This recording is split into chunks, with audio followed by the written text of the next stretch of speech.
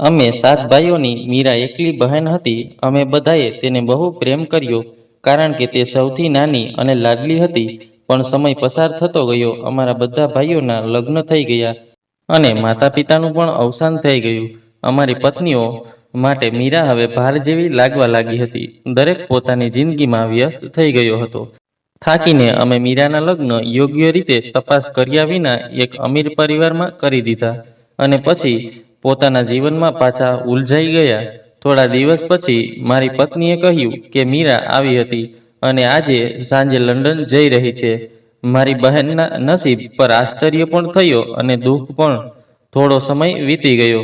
એક દિવસ જ્યારે હું ગાડીમાંથી ઉતર્યો, ત્યારે એક ભિક્ષુક સ્ત્રી મારા પગે પડી ગઈ અને બોલી, 2 દિવસથી ભૂખી છું, કંઈક ખાવાનું આપી દો.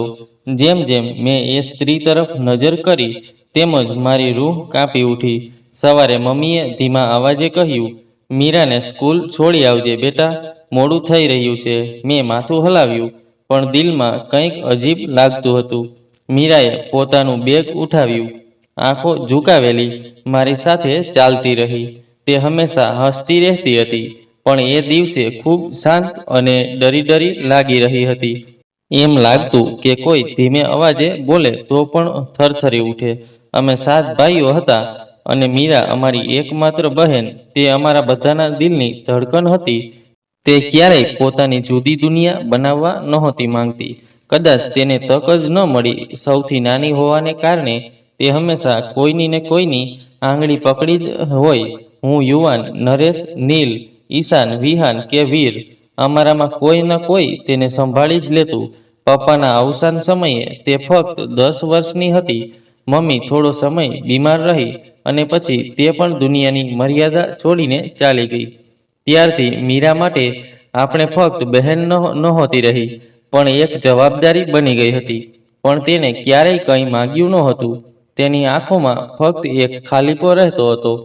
ક્યારેક તેની આંખોમાં હું મમ્મીનો પ્રેમ જોઈ લેતો હતો, ક્યારેક પપ્પાનું દુઃખ. ભૈયા, મેં એ વિજ્ઞાન પ્રોજેક્ટ પૂરો કર્યો, જુઓ. એ સ્કૂલમાંથી આવીને મારી તરફ દોડી હતી, ગર્વથી તેની ફાઇલ બતાવવા. મેં તેના માટે હાથ ફેરવ્યો. શાબાશ મારી બહેન, હવે તું જ આપણા પરિવારની ડોક્ટર બનશે. પણ સમય ક્યારેય એક સમાન નથી રહેતો. એકે એક ભાઈઓના લગ્ન થતા ગયા. બધા પોતાના ઘરોમાં વ્યસ્ત થવા લાગ્યા.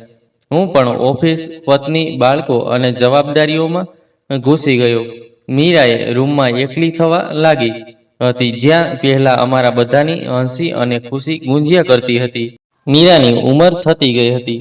હવે તેના માટે કોઈ સારો સંબંધ જુઓ. એક દિવસ નરેશ ભાઈએ કહ્યું તો બધાએ સહમતીમાં માથું હલાવ્યું. કદાચ અમને લાગ્યું કે આપણે તેના માટે ઘણું કર્યું છે. હવે તેને પોતાનું ઘર મળી જાય તો આપણે પણ નિશ્ચિત થઈ શકીએ. સંબંધીઓમાં વાત ફેલાઈ, કેટલીક મુલાકાતો થઈ અને પછી એક દિવસ એવું પરિવાર મળ્યું જે અમને યોગ્ય લાગ્યું. સુખી, સંપન્ન, શિક્ષિત અને ધાર્મિક છોકરો. મીરા શાંત શિરે બધું સાંભળી રહી. ન હા ન ના, ફક્ત આંખો ઝુકાવીને ચાની કપ સામે મૂકી દીધી. મીરા, તને કોઈ વાંધો તો નથી ને? મેં રાત્રે આશા સાથે પૂછ્યું. તે થોડો સમય શાંત રહી, પછી બોલી, તમે લોકો જે સાચું સમજો એ જ મારા માટે યોગ્ય હશે ભાઈ. આ તો નિર્ણય નહોતો, આ તો અમારી ઈચ્છાની મોહર હતી. પણ એ સમય અમારામાંથી કોઈએ એ જાણવાનો પ્રયાસ ન કર્યો કે કદાચ તેના દિલમાં પણ કંઈ વાત હોય, કોઈ સપનું, કોઈ ડર હોય. સગાઈનો દિવસ આવ્યો. ઘરમાં મહેમાનો ભરેલા.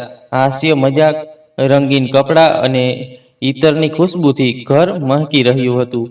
મેં મીરાને દુપટ્ટો સંભાળતા જોઈ. તેની નજરો ઝૂકેલી હતી, ચહેરા પર હળવી શરમાયેલી સ્મિત હતી. મેં તેના માથે હાથ રાખ્યો. અમને ભૂલી ન જાજે બહેન. કેમ ભૂલી શકું ભાઈ? તેની અવાજમાં એવી થાક હતી જે કદાચ ફક્ત હું જ અનુભવી શકતો. હું પણ લગ્નની દોડધામમાં વ્યસ્ત થઈ ગયો.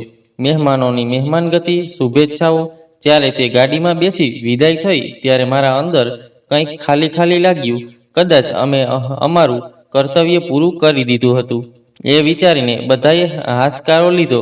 ભાઈઓએ એકબીજાની પીઠ ઠપઠપાવી. બહેનને એક સારા ઘરમાં મોકલવાની ખુશી મનાવી. પણ એ દિવસ પછી ન કોઈએ તેની ખબર લીધી, ન હાલચાલ પૂછ્યો. જિંદગી ફરી પોતાની ગતિથી ચાલવા લાગી. હું સવારે ઓફિસ જઈશ, સાંજે બાળકો રમે અને પત્ની જમવા બોલાવે. મીરાનું નામ ક્યારેક આવે, ફક્ત ત્યારે જ્યારે કોઈને તેનો સામાન આપવો હોય કે કોઈ દાવત હોય. આજે મીરા આવી હતી, કહી રહી હતી કે તે લંડન જઈ રહી છે તેના પતિ સાથે. પત્નીને સામાન્ય ભાષામાં કહ્યું, જાણે કે આ કોઈ મોટી વાત જ ન હોય. હું ઓફિસમાંથી પાછો આવી રહ્યો હતો, હાથ ધોઈ રહ્યો હતો, ત્યારે થોડા ક્ષણ માટે ઊભો રહી ગયો. પાછળ વળી પૂછ્યું, મીરા ક્યારે આવી હતી? બપોરે આશરે થોડી વાર બેસી, ચા પીધી અને ચાલ્યા ગઈ. પત્નીએ કહ્યું. મેં આશ્ચર્યથી કહ્યું, લંડન? વાહ, કેટલી સરસ કિસ્મત છે. પછી શાંત શિરે રૂમમાં જઈને મોબાઈલ ઊંચક્યો અને યુવાનને કોલ કર્યો. સાંભળ, મીરા લંડન જઈ રહી છે, તે બોલ્યો. ખરેખર? તેની અવાજમાં ખુશી હતી. સારું છે. તે પણ ખુશ શાંત થઈ ગઈ હતી. લગ્ન પછી કદાચ બહાર જઈને થોડું ખુલ્લું લાગશે. મેં નરેશને પણ ફોન કર્યો, તેણે પણ ખુશી વ્યક્ત કરી. નરેશે કહ્યું, બહેનનું નસીબ ખુલી ગયું ભાઈ, કમાલ છે. ઈશાને તો ખુશીમાં ફેમિલી ગ્રુપ જ મૂકી દીધું. મીરા લંડન જઈ રહી છે, અમને બધાને તેના પર ગર્વ હતો, પણ કોઈએ એ નથી પૂછ્યું કે તે ક્યારે આવી હતી, કેવી લાગી રહી હતી, કંઈ કહ્યું. તેણે ફક્ત આપણે પોતપોતાની રીતે અભિપ્રાય આપ્યા, ખુશી વ્યક્ત કરી અને જિંદગી ફરી આગળ વધી ગઈ. સાંજે મેં મીરાના પતિને ફોન કર્યો. અભિનંદન યાર, સાંભળ્યું છે તમે લોકો લંડન જઈ રહ્યા છો? જી ભાઈ, ઈશ્વરે મોકો આપ્યો છે, વિઝા લાગી ગયો છે, કંપની ટ્રાન્સફર કરી રહી છે. ખૂબ સરસ. મીરા ખુશ છે? જી જી, ખૂબ ખુશ છે. તેની અવાજમાં બધું હતું, સિવાય એક જ વાતના, સત્યના. આગલે દિવસે ઓફિસમાં કામ થોડું ઓછું હતું તો વિચાર્યું મીરાને ફોન કરી લઉં. ફોન બંધ હતો. વોટ્સએપ પર છેલ્લે 3 દિવસ પહેલા ઓનલાઈન દેખાઈ હતી. દિલમાં એક પળ માટે બેચેની થઈ, પણ પોતાને સમજાવ્યું, વ્યસ્ત હશે, બહાર જવાની તૈયારીમાં 100 કામ હોય છે. રાત્રે પત્ની સાથે બેઠો હતો, ઘર ખર્ચોની વાત કરતી હતી. પછી અચાનક બોલી, મીરા કંઈક થાકેલી જેવી લાગતી હતી. આંખો નીચે કાળા ઘેરા હતા અને જે ડ્રેસ પહેરેલો હતો એ પણ બહુ જૂનો લાગતો હતો. મેં પૂછ્યું, શું કહ્યું? તું શું? કશું નહીં. તેણે વાત ફેરવી દીધી. બોલી, બહુ ખુશ છું, લંડનની તૈયારી ચાલી રહી છે, થોડી થાકેલી છું. હું ચૂપ થઈ ગઈ. દિલ જાણે ખુમારી ગયું હોય એવું લાગ્યું, પણ પછી પોતાને સમજાવ્યું, બહાર જવાનો તણાવ હોય છે, કંઈ ને કંઈ તો લાગતું જ હોય છે. એક દિવસ બજારમાં ગયો તો નીલ મળ્યો. મેં વાત શરૂ કરી, સાંભળ્યું કે મીરા લંડન જઈ રહી છે? હા, સાંભળ્યું તો હતું, પણ મળી નહીં શકી. હવે તો કદી ફુરસદ જ નથી મળતી. અમે બંનેએ બજાર તરફ નજર કરી. લોકોની ભીડ, ચમકદાર દુકાનો, શોરગુલ લાઇટો, અને ક્યાંક એ જ ભીડમાં મીરાની પડછાયા ગુમ હતી. થોડા દિવસ પછી અમે બધા ભાઈઓ એક દાવતમાં ભેગા થયા. વીરભાઈની દીકરીનો જન્મદિન હતો. અમે સાથે બેઠા, ખાવા લાગ્યા, હસી મજાક ચાલી રહી હતી. મેં કહ્યું, વિચાર્યું હતું મીરાને પણ બોલાવું, પણ પછી વિચાર્યું કે કદાચ એ તૈયાર નહીં હોય કે વ્યસ્ત હશે. ઈશાને કહ્યું, હા, એની જવા પહેલા એકવાર બધાનું મળવું સારું રહેશે. પણ એની જવાની તારીખ શું છે કશું ખબર નહોતી. એમણે પોતે કશું કહ્યું નહોતું, બસ પત્નીએ જ ઉલ્લેખ કર્યો હતો. આપણે બધાએ એક પળ માટે મૌન ધારણ કર્યું. નરેશે કહ્યું, અસમજી વાત છે, ક્યારેક એ સૌથી નજીક હતી અને હવે લાગે છે કે જાણે બીજા જ વિશ્વની બની ગઈ છે. યુવાને કહ્યું, બસ એ જ છે જિંદગી. આપણે બધા આપણા જીવનમાં ગુમ થઈ ગયા, પણ હવે વિચારું છું કે ઓછામાં ઓછું એકવાર સીધી વાત કરવી જોઈએ.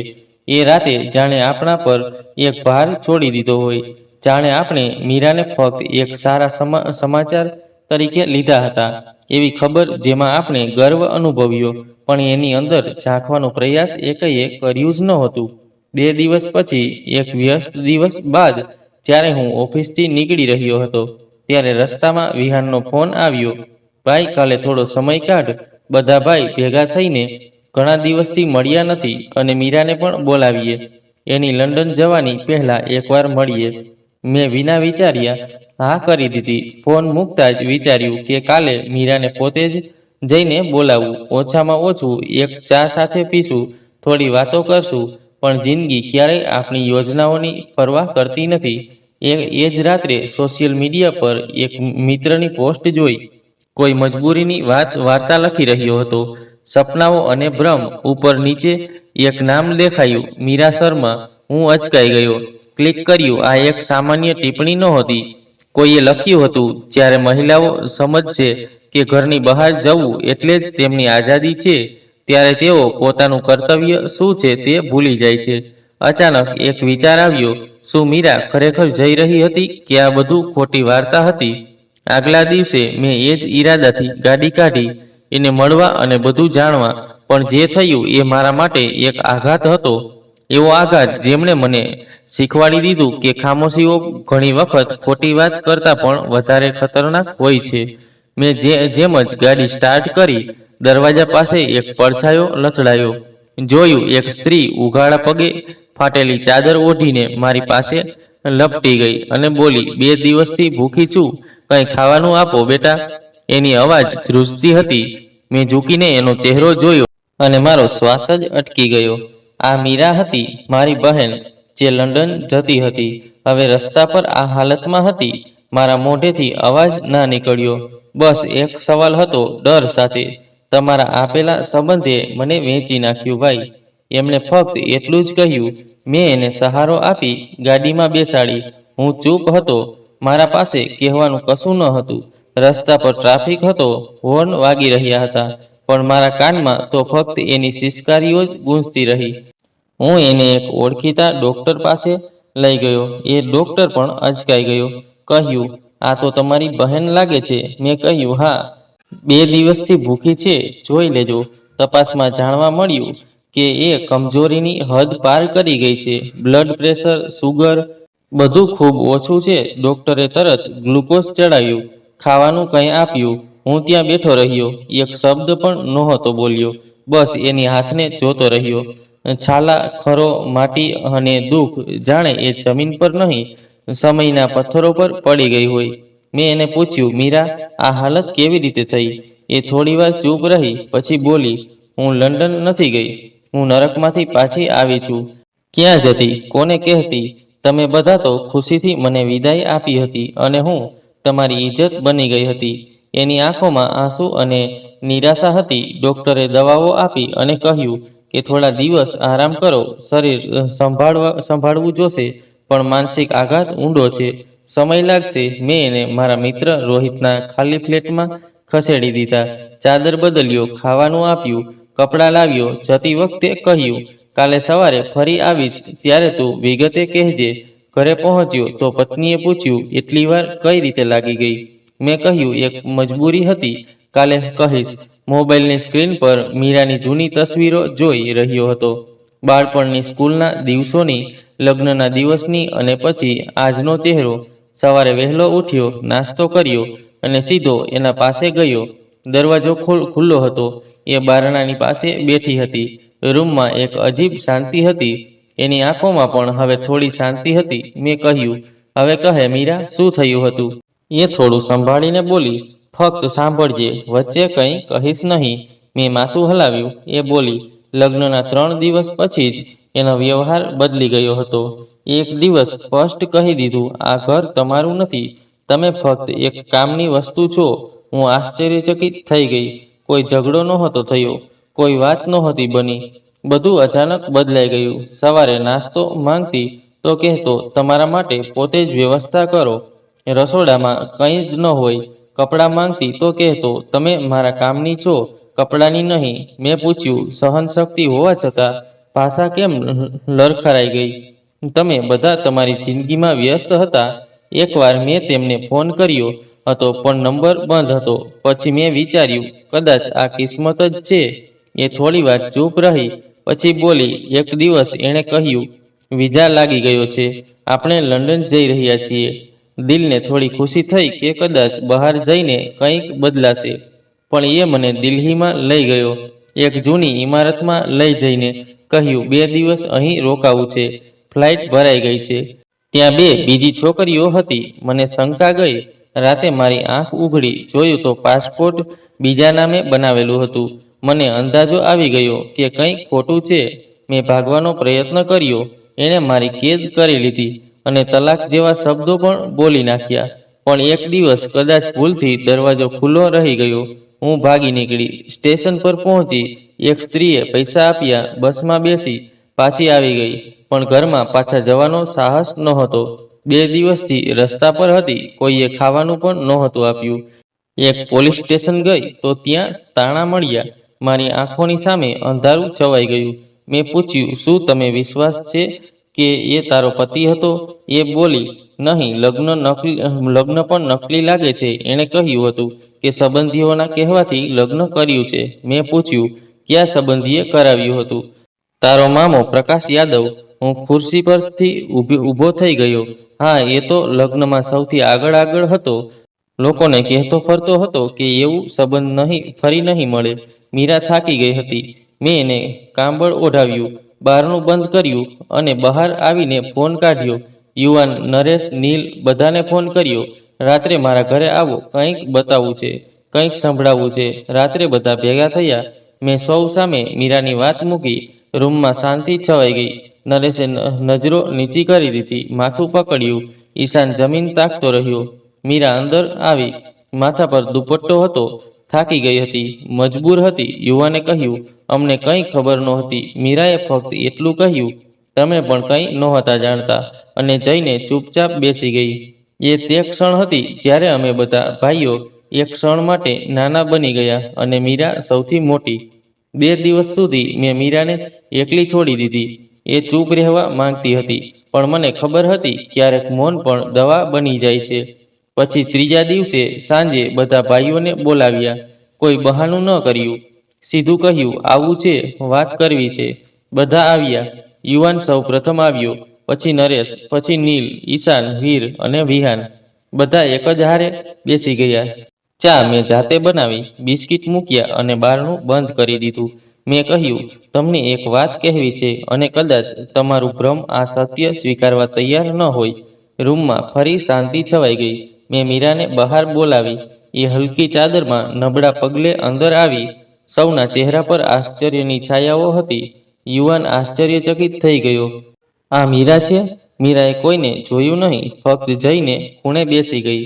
નજરો નીચે હતી. મેં કહ્યું, આ એ જ મીરા છે જેને અમે વિદાય આપી હતી, અને આ એ જ મીરા છે જે પાછી આવી છે. બધાએ ભૂલી ગયા હતા. નીલે પણ શંકાથી પૂછ્યું, શું થયું છે? મેં વિગતે જણાવ્યું તે બધું, જે તેણે સહન કર્યું, જે તે ટોળકીએ કર્યું, ભાગવું, ચૂભવું, ધોખો. નરેશ માથું પકડી લીધું. અમને કશી ખબર ન હતી. હા, અમને ખરેખર કશી ખબર ન હતી. મેં તો એને પહોંચાડી દીધી અને એ જ અમારો ગુનો છે. ઈશાને પૂછ્યું, તો હવે શું કરીએ? પહેલા એને સંભાળવું છે, પછી એના ગુનેગારોને પકડવા છે. યુવાને વિશ્વાસથી કહ્યું, અમે એની સાથે છીએ. મેં પૂછ્યું, ફક્ત જીભથી કે દિલથી પણ? કેમ કે આ રસ્તો સરળ નથી. ના પરિવાર સાથ આપશે, ના કાયદો, અને બદનામી અલગ. વીરે કહ્યું, અમે જે દિવસે મીરાને રસ્તા પર છોડીને આવ્યા હતા એ દિવસે અમે બદનામ થઈ ગયા હતા. ભાઈ, હવે જો અવાજ ન ઉઠાવ્યો તો આગળ કોઈ દીકરીને મુખ બતાવી શકશું નહીં. તે રાત્રે અમે ભાઈઓએ મીરા વિના વાત કરી. એને ફરી રૂમમાં મોકલી દીધી અને અમે ભાઈઓએ આગળનો રસ્તો નક્કી કર્યો. પહેલું કામ તે ટોળકીની ઓળખ, બીજું લગ્નની પુષ્ટિ, ત્રીજું પ્રકાશનો સામનો. બીજા દિવસે હું મીરા પાસે ગયો. એને પૂછ્યું, બધાને બોલાવવાની શું જરૂર હતી? મેં કહ્યું, તું ફક્ત મારી બહેન નથી, અમારા બધાની છે, અને હવે તું એકલી નહીં રહે. મીરાએ આંખો નમ કરી દીધી. પહેલીવાર એના હોઠો પર હળવી સ્મિત હતી. મેં એનો ઓળખપત્ર કાઢ્યો, જૂના દસ્તાવેજો શોધ્યા, લગ્ન પ્રમાણપત્ર પણ કાઢ્યો જે લગ્નના દિવસે મળ્યો હતો. તે બધું લઈને નજીકની નગરપાલિકા ઓફિસમાં ગયો. ક્લાર્કે કાગળ જોયો અને કહ્યું, આ નંબર અમારા રેકોર્ડમાં નોંધાયેલો જ નથી. મેં સાંભળીને પૂછ્યું, એનો અર્થ શું? આ લગ્ન પ્રમાણપત્ર અમાન્ય છે. હવે અમે જાણી ગયા કે આ ફક્ત ધોખો નહોતો, પણ એક સંગઠિત ગુનો હતો. વિહાન અને મીરાએ દિલ્હીના એ વિસ્તારની મુલાકાત લીધી જ્યાં મીરાને બંધક બનાવી રાખવામાં આવી હતી. એક જૂનું ગોડાઉન મળ્યું, બંધ હતું, પણ ચોકીદારે જણાવ્યું કે થોડા મહિના પહેલા ત્યાં એક પરિવાર આવ્યો હતો, જે પછી અચાનક ચાલ્યો ગયો. ઈશાને તેના ઓળખી વકીલ સાથે વાત કરી. એ સાંભળીને બોલ્યો કે કેસ નબળો નથી, પણ સાબિત કરવા માટે સાક્ષી અને પુરાવા જરૂરી છે. વિહાને સૂચન કર્યું કે આપણે મીરાનો વિડીયો રેકોર્ડ કરીએ. એ પોતે પોતાની વાત લોકોની સામે રાખે. મીરા પહેલા અચકાઈ, પછી મેં કહ્યું, આ ફક્ત તારી વાર્તા નથી, આ તમામ છોકરીઓનો અવાજ છે જે આજે ચૂપ છે. જો તું શાંત રહીશ તો એ પણ હંમેશા માટે દફન થઈ જશે. મીરાએ હા પાડી. બીજા દિવસે એ કેમેરા સામે બેઠી અને બધું રેકોર્ડ કરાવ્યું. એક પણ આંસુ વિના, એક પણ ભાવુક દ્રશ્ય વિના. ફક્ત એટલું કહ્યું, મારું નામ મીરા છે, હું 7 ભાઈઓની બહેન છું. મારા જે વ્યક્તિ સાથે લગ્ન કરાવવામાં આવ્યા એ માણસ નહોતો. એણે મારા સપનાઓ નહીં, મારી ઓળખ વેચી નાખી. મેં આ વિડીયો સંપાદિત કર્યો. નરેશે તેને પોસ્ટ કર્યો. ઈશાને જુદા જુદા પત્રકારોને સંપર્ક કર્યો. સાંજ થાય તે પહેલા વિડીયો ફેલાઈ ગયો. કેટલાક લોકોએ દુઃખ વ્યક્ત કર્યું, કેટલાકે અવાજ ઉઠાવ્યો. મેં સંકલ્પ લીધો હતો, અને એ સંકલ્પ ફક્ત એક બહેન માટે નહોતો, એ એક વિચાર માટે હતો. મીરા ફક્ત એક વાર્તા નહોતી, એ એક દસ્તાવેજ હતી. અને મેં તપાસની શરૂઆત ત્યાંથી જ કરી જ્યાંથી આ બધું શરૂ થયું હતું. પ્રકાશ એ જ સગો જેને અમે કહેલું કે સંબંધ ઘણા સારી અને સારા લોકો તરફથી આવ્યો છે. મીરા ખૂબ ખુશ રહેશે. હવે મેં તેને ફોન કર્યો. પ્રકાશભાઈ, આપથી કંઈક જરૂરી વાત કરવી છે. હું વ્યસ્ત છું, પછી વાત કરીએ. ના, હું તમારા ઘરે આવી રહ્યો છું. હું, યુવાન અને ઈશાન એના ઘરે પહોંચ્યા. એને દરવાજો ખોલ્યો અને અમને જોઈને ચોંકી ગયો. બધું બરાબર છે? અંદર ચાલીને વાત કરીએ. અમે બેઠકખંડમાં બેઠા. મેં સીધો પ્રશ્ન કર્યો, એ છોકરો, એ પરિવાર તું કોના કહ્યા પર મળાવ્યો હતો? પ્રકાશ થોડું અચકાયો, પછી બોલ્યો, એક ઓળખાણવાળા દ્વારા આવ્યો હતો. મને સાચો લાગ્યો. શું નામ છે એ વ્યક્તિનું? વરુણ. ના, એ કોઈ પરિવાર છે. ના, એ છોકરો કોઈ વાસ્તવિક વ્યક્તિ છે. એ ફક્ત એક કર્મચારી હતો. બધું જ નકલી હતું. અને હવે અમારા પાસે પુરાવા પણ છે. મેં લગ્નપત્રની તપાસ રિપોર્ટ બતાવી દીધી. પ્રકાશનો ચહેરો ઉતરી ગયો. યુવાને કહ્યું, સચ્ચાઈ કહો, નહીં તો પોલીસને બોલાવીશું. થોડીવાર શાંતિ રહી. પછી ધીમે ધીમે બોલ્યો, મને પૈસા મળ્યા હતા. બસ લાલચમાં ફસાઈ ગયો. ખબર નહોતી કે એ લોકો મીરાને ચૂપ રહો. ઈશાને કહ્યું, ખબર નહોતી કે જાણી જોઈને અવગણ્યું. પ્રકાશે માથું ઝુકાવી દીધું. અમે ઉઠીને બહાર આવી ગયા. હવે આગળના પગલા માટે કાયદો હતો. અમે પોલીસ સ્ટેશન ગયા. મીરાનું નિવેદન નોંધાવવામાં આવ્યું. ઇન્સ્પેક્ટરે બધું ધ્યાનથી સાંભળ્યું. પછી કહ્યું, પુરાવા તો આપી દીધા છે, પણ કામ સરળ નથી. કેટલીક ઔપચારિકતાઓ અને ન્યાયિક પ્રક્રિયા થશે. અમે કહ્યું, ઠીક છે, જે પણ કાયદા અનુસાર કરવું પડશે કરીશું. બીજે દિવસે અમને થાણે બોલાવાયા. એફઆઈઆર નોંધાવવામાં અનેક કલાકો લાગી ગયા. દરેક વખતે કોઈ નવો અધિકારી આવે, પોતાની અલગ ફાઇલ ખોલે. અંતે સાંજે એક ઇન્સ્પેક્ટરે અમને કહ્યું, કામ તો થઈ જશે, પણ થોડી ચા પાણીની વ્યવસ્થા કરી દેજો. કામ ઝડપથી થઈ જશે. મેં સ્પષ્ટ શબ્દોમાં કહ્યું, લાંચ નહીં, તમીઝથી વાત કરો. તમીઝ તમારા જેવા લોકોના કારણે જ આ વ્યવસ્થા સડી ગઈ છે.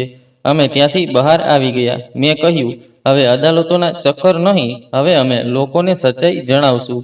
એ જ સાંજે મીરાનું બીજો વિડીયો રેકોર્ડ થયું. આ વખતે તેણે પોતાની ઓળખ સાથે તહસીલનું નામ લઈને નિવેદન આપ્યું, મારું નામ મીરા છે. મેં મારા જીવનના એ દિવસો રસ્તાઓ પર વિતાવ્યા છે જે કોઈ દીકરીના ભાગ્યમાં નહીં હોવા જોઈએ. મારા લગ્ન, બધું એક ખોટું હતું. મારા જ સંબંધીઓએ મારો સોદો કર્યો. એ વિડીયોમાં તેણે પ્રકાશ અને ભ્રૂણનું નામ લીધું. તેણે એ ગોડાઉન બતાવ્યું જ્યાં તેને બંધક બનાવી રાખવામાં આવી હતી. તેણે એ હોસ્પિટલ બતાવી જ્યાં તેણે ભૂખ અને મારપીટથી તંગ આવીને સારવાર કરાવી હતી. એ વિડીયો નરેશે સોશિયલ મીડિયા પર અપલોડ કર્યો. ઈશાને તેને યુટ્યુબ પર એક સંક્ષિપ્ત ડોક્યુમેન્ટરી તરીકે રજૂ કર્યું. અને યુવાને કેટલાક પત્રકાર મિત્રોને લિંક મોકલી. પહેલા દિવસે ફક્ત 50 લોકોએ તેને જોયું, બીજે દિવસે 1000, અને ત્રીજા દિવસે વિડીયો વાયરલ થઈ ગયો. ટિપ્પણીઓમાં લોકોની આંખો ખુલી ગઈ. એક માએ લખ્યું, મારા દિલમાં દીકરી માટે ડર છે, પણ હવે હિંમત પણ છે. એક છોકરીએ લખ્યું, મેં પણ આવા જ હાલત જોયા છે. મીરાએ મને હિંમત આપી. ચોથા દિવસે એક સમાચાર ચેનલે રિપોર્ટ પ્રસારિત કરી. ખોટા લગ્ન, સત્યની શોધ. 5મો દિવસ. એક પ્રસિદ્ધ મંચે ટોક શોમાં મીરાની કહાની કહી અને અમારા પરિવારની ઈચ્છા વ્યક્ત કરી. મેં ઇનકાર કર્યો. મેં કહ્યું, જ્યાં સુધી કાનૂની કાર્યવાહી નહીં થાય, અમે ટેલિવિઝન પર નહીં આવીએ. 6ઠ્ઠા દિવસે પોલીસે ફરી બોલાવ્યા. આ વખતે વાતાવરણ બદલાયેલું હતું. એસપીએ પોતે બોલાવ્યા, ચા પીવડાવી અને કહ્યું, અમે આખી કાર્યવાહી કરીશું, બસ સહયોગ કરતા રહો. મેં કહ્યું, હવે અમને સહયોગ નહીં, ન્યાય જોઈએ છે. હવે મીરા ફક્ત એક પીડિત નહીં રહી, તે હવે એક નામ બની ગઈ હતી, એક મિસાલ. અને અમે ભાઈઓ, અમે તેની ઢાળ હતા. આગામી અઠવાડિયે એક સેમિનારમાં બોલાવાયું, જ્યાં વધારે મોટી નહોતી, પણ શ્રોતાઓ એવા હતા જે આવા વિષયો સાંભળવા પણ ડરે. પ્રથમ વખત મીરાએ કોઈ કાગળ ન જોયો, સીધી ઊભી રહીને બોલી, હું એ છોકરીઓમાંની એક છું જેને ઇજ્જતના નામે વેચી દેવામાં આવે છે. મારી કહાની કદાચ તમને હચમચાવી ન શકે, પણ જો એક મા પોતાની દીકરીને બચાવી શકે તો હું જીતી ગઈ. આખી સભા મૌન હતી. આ પહેલી વખત નહોતી કે તે બોલી રહી હતી, પણ એવું લાગ્યું કે તેણે દરેક દિલમાં કંઈક જગાવી દીધું હતું. ભાષણ પછી લોકો તેને ભરાવટથી મળવા લાગ્યા. કોઈએ કહ્યું, તમે મારા દિલનો ભાર હળવો કરી દીધો. કોઈએ કહ્યું, હવે અમને તારી જરૂર છે.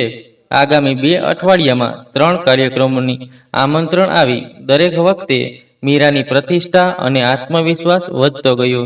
સ્ટેજ પર જતા પહેલા તે કંપતી હતી, હવે આત્મવિશ્વાસની પ્રતીક બની ગઈ હતી. ભૈયા, તમે મારી સાથે ચાલશો? એક દિવસ તેણે પૂછ્યું.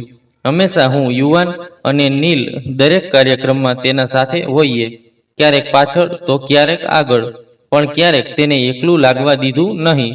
નીલ માત્ર દરવાજા પાસે ઊભો રહેતો, એ જોવા કે તે એકલી ન લાગે. ઈશાને તેની તસવીરોનું એક પોર્ટફોલિયો તૈયાર કર્યું અને એક ઓનલાઈન પેજ બનાવ્યું. મીરાની અવાજ. પ્રથમ જ પોસ્ટ પર સેંકડો લાઇક્સ અને શેર મળ્યા. એક યુનિવર્સિટીએ સંપર્ક કર્યો. અમે મીરાને આમંત્રણ આપવા માંગીએ છીએ. અમારા મીડિયા વિભાગમાં એક વર્કશોપ રાખવી છે. તે ગઈ. યુવા વિદ્યાર્થીઓની વચ્ચે બેસી તેમણે પ્રશ્નો પૂછ્યા અને મીરાએ દરેક પ્રશ્નનો જવાબ એવો આપ્યો જાણે વર્ષોનો અનુભવ ધરાવતી હોય. નરેશે કહ્યું, અમે એક સ્થાયી યોજના બનાવવી જોઈએ, જેમ કે એક ફાઉન્ડેશન. નામ શું રાખીએ? મેં પૂછ્યું. મીરાએ કહ્યું, ના ભૈયા, કોઈ મોટું નામ નહીં જોઈએ, બસ એટલું કે રોશની પાછી લાવવી છે. અમે તેનું નામ રાખ્યું પ્રોજેક્ટ રોશની ફાઉન્ડેશન. આ રજીસ્ટર થયું. પહેલું કાર્ય એક વર્કશોપ હતું, જે શહેરની બહાર એક સ્કૂલમાં યોજાયું. ત્યાં કેટલીક દીકરીઓ હતી જે શિક્ષા સુધી પણ ન પહોંચતી હતી. મીરા તેમની વચ્ચે પહોંચી, તેમની ભાષામાં વાત કરી, તેમના અનુભવ સાંભળ્યા. જે સ્ત્રી ક્યારેય રસ્તા પર પડી ગઈ હતી, હવે એક પેઢી માટે માર્ગદર્શિકા બની ગઈ હતી. અમે ભાઈઓ ઘણીવાર તેની તસવીરો સોશિયલ મીડિયા પર જોયા કરતા, કાર્યક્રમોની રેકોર્ડિંગ જોયા કરતા અને ગૌરવ અનુભવતા. એક સાંજ નીલે કહ્યું, યાદ છે જ્યારે તે અમારાથી આંખ નહોતી મિલાવી શકતી? આજે જુઓ, આખી દુનિયા તેની પાસેથી નજર હટાવી શકતી નથી. ઈશાને શાંત સ્વરે કહ્યું, અમે તેને સહારો આપ્યો હતો, પણ તેને ઉડાન પોતે મળી. એક દિવસ મીરાએ કહ્યું, ભૈયા, એક વિચાર છે, કેમ ના આપણે ગામની છોકરીઓ માટે કંઈ કરીએ? અમે એક મોબાઈલ સ્કૂલની યોજના બનાવી, જે એક વાહનમાં જઈને બાળકોને ભણાવે અને સમજાવે. આ વિચાર સૌને ગમ્યો. વિહાને એક જૂની ગાડી ખરીદી. વીરે તેમાં એક સફેદ બ્લેકબોર્ડ, કેટલીક ખુરશીઓ અને પુસ્તકોની અલમારી લગાવી. અમે તેનું નામ રોશની એક રાખ્યું. મીડિયામાં તેની ખૂબ ચર્ચા થઈ. એક રિપોર્ટર બન્યો, એક મુલાકાત થઈ, એક પત્રકારે પ્રશ્ન કર્યો, તમે એટલા મોટા પરિવર્તનનું પ્રતીક બની ગયા છો, હવે આગળ શું સપનું છે? મીરાએ ઉત્તર આપ્યો, સપનું એ છે કે કોઈ બીજી છોકરી મારી જેવી સપનું ના જોવે, પરંતુ તે સપનાને વાસ્તવમાં જીવે. આ બધું ચાલુ રહ્યું અને અમે ભાઈઓ તેની દરેક સભામાં, દરેક મુસાફરીમાં, દરેક બહેનના પાછળના બારણા પાસે શાંતિથી પણ તેના સાથે ઊભા રહ્યા. શાળાની એક સાંજ તે ચાની કપ હાથમાં લઈને મારા પાસે બેઠી હતી. રૂમમાં શાંતિ હતી. બહાર આવતી જતી ગાડીઓની હળવી અવાજો હતી. તેણે કપ મીઝ પર મૂક્યો અને કહ્યું, ભાઈ, એક વાત કહેવી છે. મેં તેની તરફ જોયું. હા, કહો. હવે હું મારી પસંદથી લગ્ન કરવા માંગુ છું. એક પળ માટે મારા દિલમાં હલકો કંપન થયો, પણ મેં તરત જ પોતાને સંભાળી લીધું. તેના ચહેરા પર ગંભીર ભાવ જોયા અને જવાબ આપ્યો, જો આ વખતે તું ખુશ છે તો અમને કોઈ વાંધો નથી. મેં કોઈને પસંદ કર્યો છે. તેઓ સ્કૂલમાં ભણાવે છે. નામ છે વિવેક. સારા માણસ છે અને નીતિ સાફ છે. મેં માથું હલાવ્યું. શું તું આ નિર્ણયથી ખુશ છે? હા ભાઈ, મેં સમય લીધો, તપાસ્યો. આ વખતે નિર્ણય મારો છે. મેં યુવાન, નરેશ, ઈશાન અને બીજા ભાઈઓને બોલાવ્યા. બધા બેઠા. મીરાએ પોતે વિવેક વિશે જણાવ્યું. ક્યાં ભણાવે છે, શું વિચારે છે અને કેટલા સમયથી સંપર્કમાં છે. આ વખતે તેના અવાજમાં કોઈ ઝીકઝાક નહોતી. નીલે પૂછ્યું, ક્યારેક મુલાકાત થઈ હતી તેમની સાથે? એક સભામાં મારા પછી તેમણે પાસે આવીને કહ્યું હતું, શું તમારું સાહસ પ્રેરણાદાયક નથી? પછી ફોન પર વાત થતી રહી. ધીમે ધીમે સંપર્ક મજબૂત થતો ગયો અને મેં અનુભવ્યું કે કદાચ આ એ વ્યક્તિ છે જે મારી ભૂતકાળથી નહીં પરંતુ વર્તમાનથી વાત કરે છે. ઈશાને કહ્યું, જો તને વિશ્વાસ છે તો અમે સૌ તારા સાથે છીએ. વિવેક સાથે મુલાકાત રાખવામાં આવી. તે સાદા કપડામાં આવ્યો, એક નાનકડા બેગમાં પુસ્તકો અને રજિસ્ટર, જાણે સીધો સ્કૂલથી આવ્યો હોય. આવતા જ તેણે કહ્યું, હું સંબંધ માગવા નહીં, જવાબદારી લેવા આવ્યો છું. મેં પૂછ્યું, શું તને ખબર છે મીરા સાથે શું થયું છે? હા, સંપૂર્ણ રીતે. મેં દરેક વિડીયો જોઈ છે, દરેક ભાષણ સાંભળ્યું છે અને એ જ મારા માટે અંદરનો કારણ છે. હું એવો જીવનસાથી ઈચ્છું છું જેણે જીવનને સહન પણ કર્યું હોય અને શીખવ્યું પણ હોય. અમે બધાએ એકબીજાની તરફ જોયું, જાણે બધો સંકોચ સમાપ્ત થઈ ગયો હોય. લગ્ન સાદગીથી કરવામાં આવ્યા. કોઈ હોલ નહોતો, નહીં કોઈ ફૂલોની ચમકદમક. એક નાનકડા લોનમાં બધા ભાઈઓ, કેટલાક નજીકના મિત્રો અને કેટલીક મહિલાઓ હાજર હતી. મીરા સામાજિક કાર્યોમાં લાગી હતી. પંડિતજીએ વેદ મંત્રો સાથે લગ્ન સંસ્કાર પૂર્ણ કર્યું. મેં કન્યાદાન કરતા સમયે દિલથી સ્વીકૃતિ આપી. મીરાએ પોતાની માંગ પોતે ભરી. મારી માત્ર એક પ્રાર્થના છે, મારી મર્યાદા હંમેશા મારી સાથે જ રહે. લગ્ન પછી જ્યારે મીરાએ વિવેક સાથે અગ્નિ સમક્ષ પહેલો ગ્રાસ ખાધો, ત્યારે તેના સ્મિતમાં વર્ષો બાદ એવી ચમક હતી જે બનાવટી નહોતી, તે અંદરથી નીકળી હતી. નરેશે મારા ખંભા પર હાથ રાખ્યો અને કહ્યું, જુઓ ભાઈ, તેનો સ્મિત આપણને ફરીથી જીવિત કરી રહ્યું છે. લગ્નના બીજા જ દિવસે મીરાએ ફાઉન્ડેશનનું કાર્ય ફરીથી શરૂ કર્યું. વિવેક તેના સાથે હોય, સ્કૂલમાં ભણાવે, સાંજે રોશની વોન સાથે સ્વયંસેવક તરીકે મદદ કરે. એક દિવસ મેં મીરાને પૂછ્યું, વિવેક કેવો છે? ભાઈ, તે મારા સાથે માત્ર પગલાંથી નહીં, વિચારોથી ચાલે છે. જો હું ઊભી રહી જાઉં તો તે પણ મારી સાથે ઊભો રહી જાય. જો હું ભણું તો તેની આંખોમાં ગૌરવ હોય. હવે મીરાના નામ સાથે વિવેક પણ જોડાઈ ગયો હતો. ઓળખ ઘટી ન હતી. એક મહિનો વીતી ગયો. પછી વિવેક અને મીરાએ જાહેરાત કરી, હવે તેઓ પોતાની સ્તરે ગામે ગામે જઈને મહિલાઓ માટે તાલીમ કાર્યક્રમ શરૂ કરવા માંગે છે. વિહાને કહ્યું, આપણે તમારા સાથે છીએ, પણ તમારે તમારા માટે પણ થોડી વાર કાઢવી જ પડશે. મીરા હસતા હસતા બોલી, અમારી ખુશી તો આ કામમાં જ છે. ધીમે ધીમે બંનેની જોડીએ એક ઉદાહરણ બની ગઈ. વિવેક સ્કૂલમાં બાળકોને સાહિત્ય ભણાવતો અને મીરા માઓને આત્મનિર્ભર બનાવવાનું શીખવતી. એક દિવસ ગામની એક મહિલાએ કહ્યું, બેટા, તમારી પત્ની તો અમારા દિલની અવાજ છે. વિવેકે જવાબ આપ્યો, હવે આ ફક્ત મારી પત્ની નથી, બધાની દીકરી છે. અમે ભાઈઓ વારંવાર તેમની સાથે મુસાફરી કરતા, પણ હવે મોટાભાગનો સમય તો તેઓ બંને જ નીકળી જતા. અમને સંતોષ હતો કે હવે મીરા એકલી નથી અને જેને તેણે પોતાનું જીવનસાથી પસંદ કર્યું છે તે તેની રક્ષા ફક્ત શારીરિક નહીં પરંતુ આધ્યાત્મિક પણ કરે છે. એક દિવસ મીરાએ મને ફોન કર્યો, ભાઈ, પ્રાર્થના કરો, બધું બરાબર છે ને? મેં પૂછ્યું. તે બોલી, જિંદગી એક નવા તબક્કામાં પ્રવેશી રહી છે. શું મતલબ? શું હું મામા બનવાનો છું? હું હસ્યો, રડી પડ્યો, શુભેચ્છા દીધી. ઘરમાં બધાને ખુશીથી આ ખબર આપી અને આ અવસરે અમે તે આંસુ પણ ધોઈ નાખ્યા જે વર્ષોથી દિલમાં દબાયેલા હતા. મીરાની જિંદગીએ હવે એક નવો વળાંક લીધો હતો. હવે તે ફક્ત એક અવાજ નહોતી, આશા પણ બની ચૂકી હતી. અને અમે ભાઈઓ હવે તેની કહાનીના ફક્ત પાત્ર નહોતા, તેના હેતુના સાથી પણ બની ગયા હતા. તે સાંજ હું મીરાના ઘરે ગયો. વિવેક સ્કૂલની મીટિંગમાં હતો. મીરાએ ફોન કરીને કહ્યું, ભાઈ જરા આવો, થોડી વાત કરવી છે. હું પહોંચ્યો તો તે રસોડામાં બેઠી હતી, ચા બનાવી રહી હતી. બધું ઠીક છે? મેં પૂછ્યું. તે બોલી, હા બસ એક જૂની છાયા પાછી આવી છે. કોણ? અંબર. હું તરત જ સમજી ગયો. એ જ છોકરો જે કોલેજના દિવસોમાં મીરાને ચૂપચાપ પત્ર લખતો હતો. મેં એક વખત કડકાઈથી એની સાથે વાત કરી હતી અને મીરાએ તો એ વખતે બધા સંબંધો તોડી નાખ્યા હતા. એ અધ્યાય તો અમે સમજી લીધું હતું કે બંધ થઈ ગયો છે. હવે તે મને બ્લેકમેલ કરી રહ્યો છે. મીરા બોલી, કહે છે કે તેના પાસે મારા કેટલાક પત્ર છે અને જો હું ન ઈચ્છું કે તે બધાને દેખાઈ જાય તો મને કિંમત ચૂકવવી પડશે. શું એ પત્રો તમારા છે? હા, તે સમયની ભાવુક કમજોરીમાં કદાચ 2 કે 3 વખત જવાબ આપ્યો હતો. મેં એની તરફ જોયું. તે નજરો ટાળી રહી ન હતી, પરંતુ સમગ્ર આત્મવિશ્વાસ સાથે ઊભી હતી, જેમ કે હવે ડરનારી નથી. શું કહે છે? મેં પૂછ્યું. કહે છે, જો ઇજ્જત બચાવવી હોય તો એકવાર મળો, નહીં તો સોશિયલ મીડિયા પર બધું મૂકી દેશે. મેં થોડા સમય વિચારીને પૂછ્યું, શું તે હવે લગ્ન કરેલો છે? નહીં, તે ક્યાંક બહાર ગયો હતો, હવે પાછો આવી ગયો છે અને આપણા જ વિસ્તારમાં રહેવા લાગ્યો છે. હું ઊભો થઈ ગયો. તેનો નંબર આપ. ભાઈ, હું ઈચ્છું છું કે આ મામલો શાંતિથી ઉકેલાઈ જાય, વિવેકને કહ્યા વિના, કેમ કે તે મારી જૂની જિંદગીને જાણે છે. પણ હું ઈચ્છું છું કે તે મારા વર્તમાન પર તેનો ભાર ના લે. આ મારી વ્યક્તિગત લડાઈ છે, પણ હું તેને એકલી લડી શકી નહીં.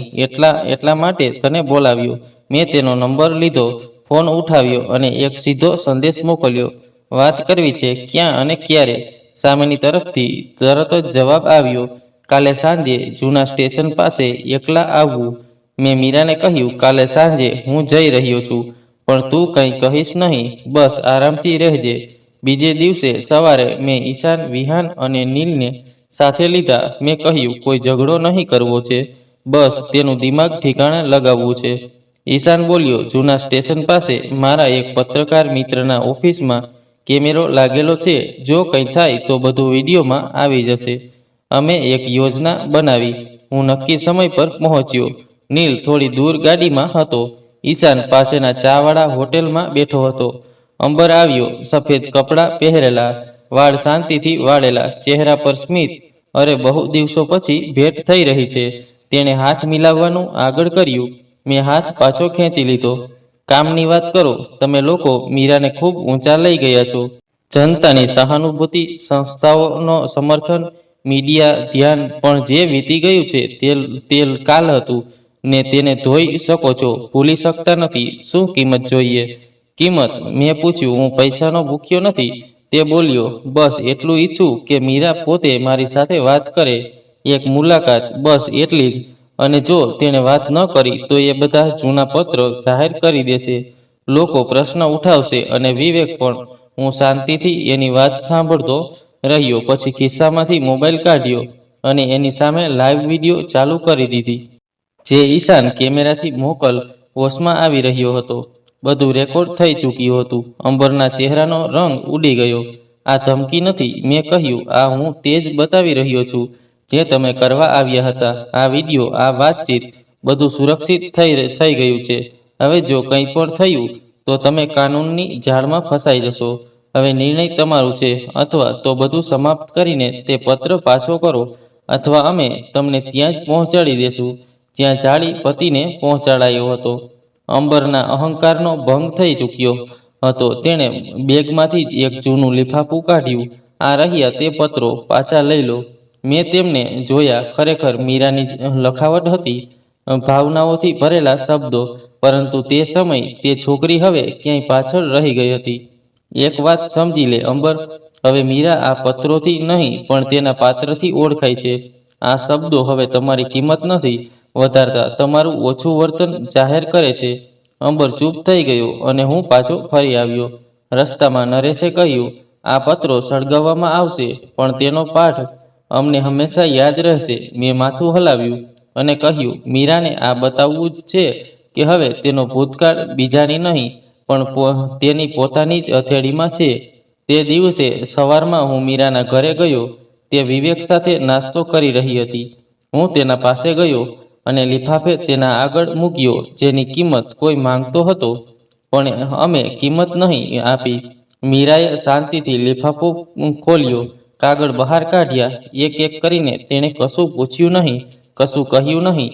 પછી પાસની મેજ પર માચીસ ઉઠાવી અને અગ્નિમાં એક એક કરીને બધા કાગળ સળગાવી દીધા. વિવેક પણ બહાર આવી ગયો હતો. તે તેના બરાબર ઊભો હતો. મીરાએ ફક્ત એક વાક્ય કહ્યું. આ ફક્ત શાહીથી લખેલા શબ્દો નહોતા, આ મારા કમજોરીના વજન હતા. હવે આ રાખ બની ચૂક્યા છે. સળગતા કાગળોની જ્યોત આકાશ તરફ ઊભી રહી હતી અને મીરાની આંખોમાં આંસુ હતા. પણ આ વખતે એ આંસુ દુઃખના નહોતા, પણ શાંતિના હતા. થોડા પળો બાદ તેણે કહ્યું, ભાઈ, જો તમે બધા સાથે ન હોત તો કદાચ હું ફરીથી તૂટી જાત. મેં તેના માથા પર હાથ મૂક્યો. આ વખતે અમે તમારે નહીં, તમે અમને સંભાળ્યા છે. એ જ બપોરે અમે બધા ભાઈ મીરાના ઘેર એકત્ર થયા. નરેશે સાથે ભોજન કર્યું. યુવાને બાળકો માટે રમકડા લાવ્યા અને વિહાને મીરાના અગાઉના તમામ કાર્યક્રમોની તસવીરો છપાવીને એક એલ્બમ ભેટ આપી. વિહાને એક સૂચન આપ્યું કે કેમ ના આપણે રોશની કાર્યક્રમને શાળાઓ સુધી લઈ જઈએ, જ્યાં બાળકોને આત્મવિશ્વાસ, સુરક્ષા અને કાનૂની જાણકારી આપી શકાય. વિવેકે કહ્યું, મારા સ્કૂલમાં પ્રિન્સિપલ સાથે વાત થઈ ગઈ છે. તેઓ આ કાર્યક્રમ શરૂ કરાવવા તૈયાર છે. ઈશાને તરત જ પેન અને ડાયરી કાઢી. આપણે 5 દિવસીય કોર્સ તૈયાર કરીએ. આત્મવિશ્વાસ, ઓળખ, શોષણની સમજ, કાનૂની મદદ અને શક્તિની અભિવ્યક્તિ. મીરાએ કહ્યું, પહેલું સત્ર હું જાતે લઈશ અને જે પણ બાળક ઊભું થઈને પ્રશ્ન કરશે તેને હું અલગથી સાંભળીશ. હવે આ ફક્ત કાર્યક્રમ નહોતો, પણ એક અભિયાન બની ગયું હતું. પહેલો કાર્યક્રમ એક સરકારી શાળામાં થયો. ધોરણ 8માની વિદ્યાર્થીઓ, અંદાજે 25 છોકરીઓ અને 15 છોકરાઓ. મીરાએ ખૂબ સરળ ભાષામાં વાત શરૂ કરી. ક્યારેક અમે ઘણું બધું સહન કરી લઈએ છીએ, ફક્ત એટલા માટે કે લાગે છે કે આપણને કોઈ સમજી નહીં શકે. પછી તેણે એ જ પ્રશ્ન પૂછ્યો જે વર્ષો પહેલા તેણે પોતાને પૂછ્યો હતો, શું ઇજ્જત ફક્ત ચૂપ રહેવામાં છે? બાળકો પહેલા થોડા ઝીંઝકાયા. પછી એક છોકરી ઊભી થઈ, મારી બહેનને પણ કેટલાક લોકો સ્કૂલ જતા સમયે હેરાન કરે છે. અમે શું કરીએ? મીરાએ આ છોકરીના પ્રશ્નની પ્રશંસા કરી અને કહ્યું, સૌથી પહેલા વાત છુપાવશો નહીં. ઘરે કહો, તમારા શિક્ષકને કહો અને જો જરૂર હોય તો કાનૂનને પણ અવાજ આપો. એ સત્ર 3 કલાક ચાલ્યું. સત્ર પછી પ્રિન્સિપલે કહ્યું, અમારે બાળકોને પહેલા વખત એટલું ધ્યાનથી સાંભળતા જોયા છે અને સૌથી ખાસ વાત એ છે કે હવે તેઓ પ્રશ્ન પૂછવામાં ડરતા નથી. આગલા અઠવાડિયે ત્રણે બીજી શાળાઓમાંથી આમંત્રણ આવ્યું. મીરા, વિવેક અને અમે તમામ ભાઈઓએ તે અભિયાનમાં ભાગ લેવો શરૂ કર્યો. હવે અમે ફક્ત મીરાના રક્ષક નહોતા, પણ એ મિશનના સંરક્ષણ બની ગયેલા જે તેણે પોતે ઊભું કર્યું હતું. એ જ સાંજે અમે બધા ભાઈ આપણા જૂના ઘરની ઓટલીએ બેઠેલા. એ જ ઘર જ્યાં બાળપણથી શરારતો, માની દુવાઓ અને હવે મીરાની વાર્તાઓ ગૂંજે છે. ઈશાને કહ્યું, યાદ છે, માં કહેતી હતી, બેટીઓ ઇજ્જતનું ભાર નથી હોતી, પણ દુઆઓનું માધ્યમ હોય છે. આજે તેમની વાત સાચા અર્થમાં સમજાય છે. યુવાને હસતા હસતા કહ્યું, અને એ પણ યાદ છે કે માં કહેતી હતી, મીરાને કોઈ ઉલઝાયેલી વાત ન કહેજે, એ અંદરથી બહુ નાજુક છે. હવે જુઓ તો એ બધામાં સૌથી મજબૂત સાબિત થઈ. મેં માથું ઝુકાવીને કહ્યું, નરમાઈમાં જે તાકાત છે, કદાચ અમે ક્યારેય સમજી જ ના શક્યા. અમને તો હંમેશા એવું લાગ્યું કે ભીડમાં જ જીત હોય છે. એ જ સમયે મીરા લોનમાં ચાની કપ લઈને આવી અને સ્મિત સાથે બોલી, ભાઈ, તમે લોકો ક્યારેય સાંભળવાનું શીખો, પણ તો જો માત્ર બોલવાનું જ આવડતું હોય તો સંબંધો પણ બોજો લાગી શકે છે. અમે બધા હસી પડ્યા, પણ અંદરથી અમે જાણતા હતા કે એની દરેક વાત સત્યના ખૂબ નજીક હોય છે. રાતે મોડે સુધી અમે બધા મળીને આગળના કાર્યક્રમોની તારીખો નક્કી કરતા રહ્યા.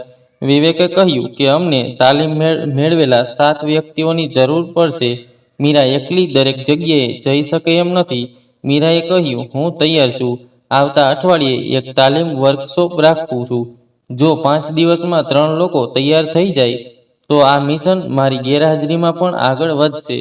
અમે બધા એ માટે તાળી વગાડી અને મેં મનમાં વિચાર્યું, એ દિવસ હવે દૂર નથી જ્યારે મીરા માત્ર એક નામ નહીં રહે, પણ એક આંદોલન બની જશે. એ બધા પાત્રો જેમણે વર્ષો સુધી મીરાને જકડી રાખી હતી, હવે રાખ બની ગયા હતા, અને એ રાખમાંથી જે ચિંગારી નીકળી હતી તે હવે અંધકારને પ્રકાશમાં ફેરવવા તૈયાર હતી. સવારના 7 વાગ્યા હતા. હું પ્રાર્થના પૂરી કરી ચૂક્યો હતો. એ સમયે વિવેકનો ફોન આવ્યો. ભાઈ, પ્રાર્થના કરો, અમે હોસ્પિટલમાં છીએ, મીરાનો સમય આવી ગયો છે. મેં ફટાફટ બધા ભાઈઓને ફોન કર્યો. યુવાન, નરેશ, ઈશાન, નીલ, વિહાન, વીર, સૌને કોઈ ઓફિસમાંથી રજા લઈ રહ્યો હતો, કોઈ રસ્તામાં હતો અને કોઈ સીધો હોસ્પિટલ તરફ નીકળી પડ્યો હતો. જ્યારે હું હોસ્પિટલ પહોંચ્યો ત્યારે વિવેક બહાર બેચેન ચાલતો હતો. મેં એના ખંભા પર હાથ રાખી કહ્યું, ચિંતા ન કર, મીરા ખૂબ મજબૂત છે. થોડા સમય પછી નર્સ બહાર આવી અને કહી, અભિનંદન, દીકરી થઈ છે. અમે બધા ખુશીથી ઝંપલાવા લાગ્યા. પછી બધાના મોઢામાંથી એક સાથે નીકળ્યું, ઈશ્વરનો આભાર છે. વિવેકે બંને હાથ ઊંચા કરીને આકાશ તરફ જોયું. જ્યારે અમને દીકરીને મળવાની પરવાનગી મળી ત્યારે મીરા થાકેલી હતી પણ સ્મિત કરતી હતી. એની બાહોમાં એક નાનકડી જિંદગી હતી.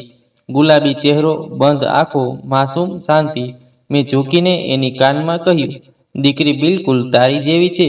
મીરાએ હળવેથી હસીને કહ્યું, જાણે છે ભૈયા, હું ઈચ્છું છું કે મારી દીકરી એવું જીવન જીવે જે હું ક્યારેય કલ્પના પણ કરી નહોતી. અમે 7 ભાઈઓ એને ખોળામાં લઈને ઈશાને કહ્યું, જ્યારે એને ખોળામાં લઈએ છીએ ત્યારે દિલથી એક જ પ્રાર્થના નીકળે છે, ભગવાન દરેક દીકરીને ભાઈ આપે. યુવાને વાત પૂરી કરી. હું માત્ર ભાઈ નહીં પણ એક સતર્ક, વફાદાર અને રક્ષક બનવા માંગુ છું. નીલે કહ્યું, અમે આ દીકરી માટે એ બધું બનવું છે જે અમે મીરા માટે નહીં બની શક્યા. એ જ દિવસે અમે નક્કી કર્યું કે બાળકની પરવરિશમાં અમારી તમામની સમાન જવાબદારી રહેશે. વિવેકે કહ્યું, નામ મીરા રાખશે. જે નામ પસંદ કરશે મને મંજૂર રહેશે. 2 દિવસ પછી મીરાએ બધાને કહ્યું, મેં નામ રાખ્યું છે સૌમ્યા, કારણ કે આ બાળકી મારા અંધકાર પછીની રોશની છે. સૌમ્યાનું પ્રથમ રમકડું નરેશ લાવ્યો, એક નાનકડો ગુલાબી હાથી. વિહાને એના માટે કપડાનો જથ્થો ખરીદો અને વીર એનું જોડું લાવ્યો. ઘરની એક ખૂણામાં એક નાનકડું સ્થાન બનાવાયું જ્યાં એની તમામ વસ્તુઓ રાખવામાં આવી. 40મા દિવસે અમે મળીને એક નાનકડો સમારંભ યોજ્યો. ન કોઈ ઔપચારિકતા, ન કોઈ મોટી દાવત, માત્ર થોડા ગરીબ પડોશી, મીરાની સામે સમાજ સેવા કરતા લોકો અને થોડા શાળાના વિદ્યાર્થીઓ. બધાએ નાનકડી સૌમ્યાને સ્નેહ અને આશીર્વાદ આપ્યો. એ પ્રસંગે મીરાએ એક સંક્ષિપ્ત ભાષણ આપ્યું. જ્યારે હું અંધકારમાંથી પસાર થઈ રહી હતી ત્યારે હું માતા નહોતી. હવે હું માતા છું અને જાણું છું કે દીકરીની સુરક્ષાનો અર્થ શું છે. સૌમ્યા મારી નહીં, આપણી સૌની જવાબદારી છે. સમારંભ પછી પ્રાચીએ કહ્યું, મીરા, હવે સમય આવી ગયો છે કે તું મારી કહાની એક પુસ્તકમાં લખે. ઈશાને પણ સહમતિ આપી. હા, હવે તારા શબ્દો માત્ર ભાષણમાં નહીં, કાગળ પર પણ જીવંત રહેવા જોઈએ. વિવેકે આવતા અઠવાડિયે સર્જનાત્મક કાર્ય શરૂ કર્યું. મેં પહેલું પાનું વાંચ્યું અને કહ્યું, આ માત્ર સત્ય નથી, આ તો એક શીખ છે. પુસ્તકનું નામ રાખવામાં આવ્યું, ખામોશ રોશની. તેમાં તે તમામ સંઘર્ષ અને પડાવો હતા જે એક છોકરીએ સહન કર્યા અને પછી પોતાને ફરીથી ઘડ્યા. દરેક અધ્યાયના અંતે તેણે એક વાક્ય લખ્યું, દીકરી, જો કદી તને લાગે છે કે બધું સમાપ્ત થઈ ગયું છે તો જાણજે કે તારી માએ ક્ષણ જોઈ હતી, પણ એ અટકી નહીં. તું પણ અટકવી નહીં.